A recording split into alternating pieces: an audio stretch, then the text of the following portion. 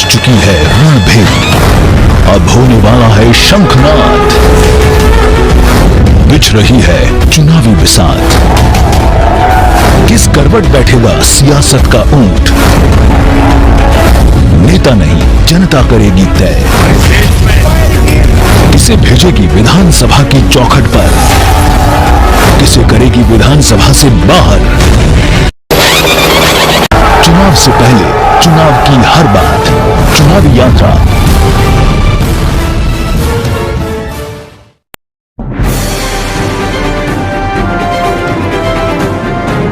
नमस्कार, मैं अर्चना और आप देख रहे हैं हंगामा टाइम। 2022 के चुनाव के लिए सभी पार्टियां तैयार हैं। हर पार्टी अपने मुद्दों को लेकर के जनता के बीच जनसंपर्क के लिए उतरी है।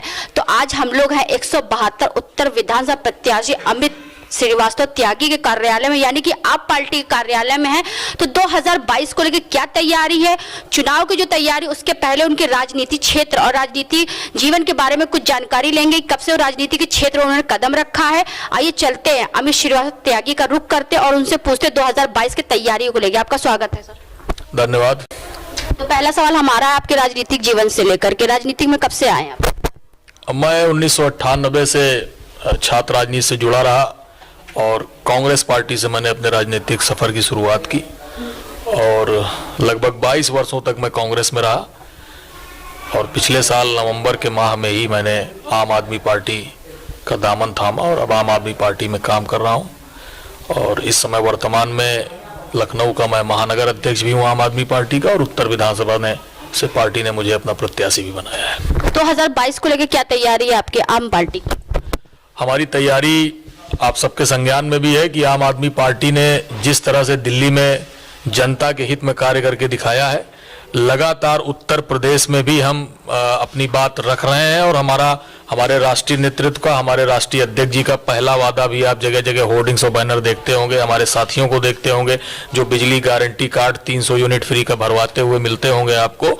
अगर हमारी सरकार उत्तर प्रदेश में बनती है तो आम आदमी पार्टी 300 यूनिट बिजली मुफ्त देने का ऐलान कर चुकी है और हम जो कहते हैं उसको करते हैं, ये हमने करके दिखाया है। जैसे पार्टी आती है तो बहुत सारे लुभावने वादे लेकर के आते हैं। जैसे वर्तमान सरकार भी आई थी, उन्होंने कहा सबका साथ सबका विकास, रोजगार के लिए बात कही थी, महंगाई के लिए बात करी थी। इसके बारे में क्या कहें? महंगाई की जहां तक बात है तो मैं समझता हूं आप स्वयं भी महिला हैं और किचन किस तरह आज चल रहा है। 200 रुपए से ऊपर सरसों का तेल हो गया है। फ्री में राशन तो मिल रहा है? फ्री में राशन कोई उनकी कृपा से नहीं मिल रहा है, जनता का पैसा है। अगर आज खाद्य सुरक्षा कानून लागू हुआ है तो उसमें उनका कोई योगदान नहीं है।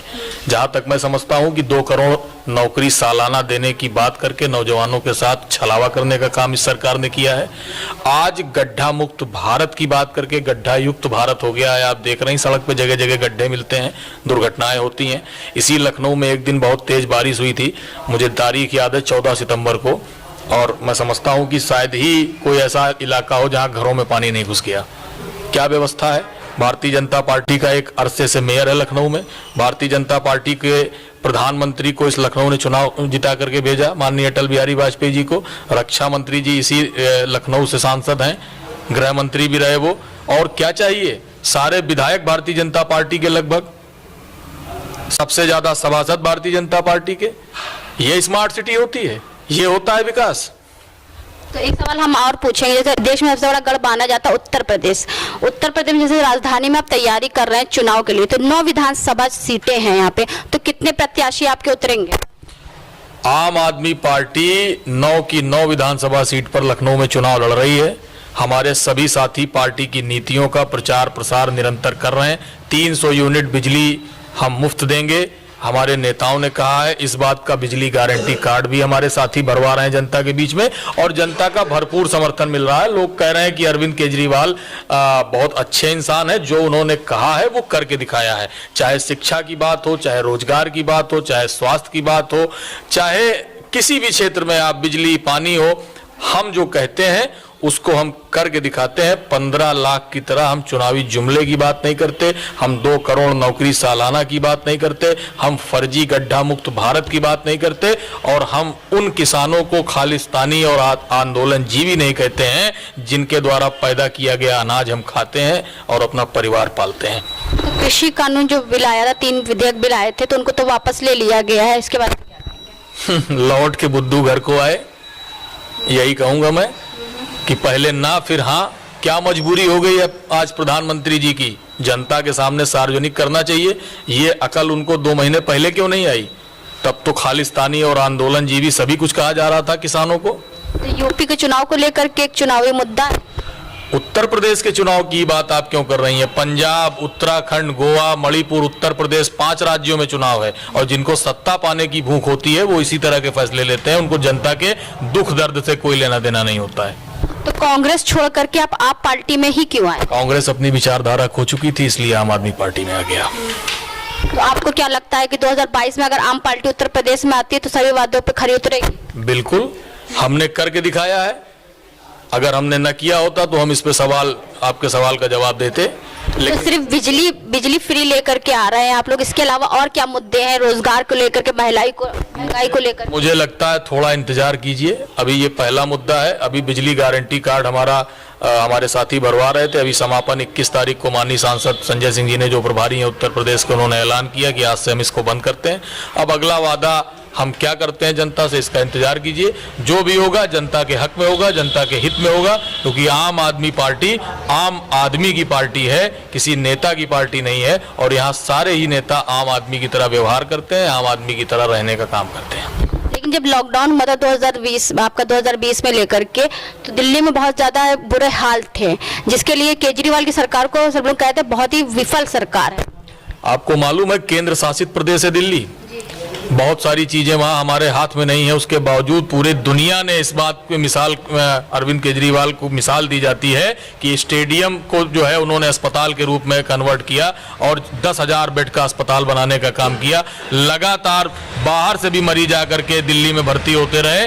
केंद्र सरकार उस तरह की सुविधाएं नहीं मुहैया करा पा रही थी, फिर भी दिल्ली ने जिस तरह काम किया, शर्म आनी चाहिए इनको। ऑक्सीजन के लिए लोग लाइन में लगे रहे हैं, लोग दम तोड़ रहे हैं। जिस तरह चिताएं घाट पर जल रही थी वो नजारा, वो दिल्ली में तो ये हाल था। दिल्ली में ये हाल था, तो उसके लिए अरविंद केजरीवाल जिम्मेदार नहीं है। दिल्ली केंद्र शासित प्रदेश है। दिल्ली की सरकार ने जितना कर सकते थे दिल्ली की सरकार ने किया। और जहां तक आप चिकित्सा की बात कर रहे हैं, मैं आपको बताना चाहता हूं, दिल्ली एक ऐसा राज्य है जहां 1 रुपए के पर्चे पे आपके जो है मोहल्ला क्लिनिक में पर्चा बनता है। 200 तरीके की जांचें मुफ्त होती हैं। अगर कोई सरकारी अस्पताल ऑपरेशन नहीं करा पाता, अगर उसका प्राइवेट हॉस्पिटल में उसको रिकमेंड किया जाता है और 1 महीने के ऊपर की तारीख अगर दी जाती है तो वो पैसा सरकार देती है।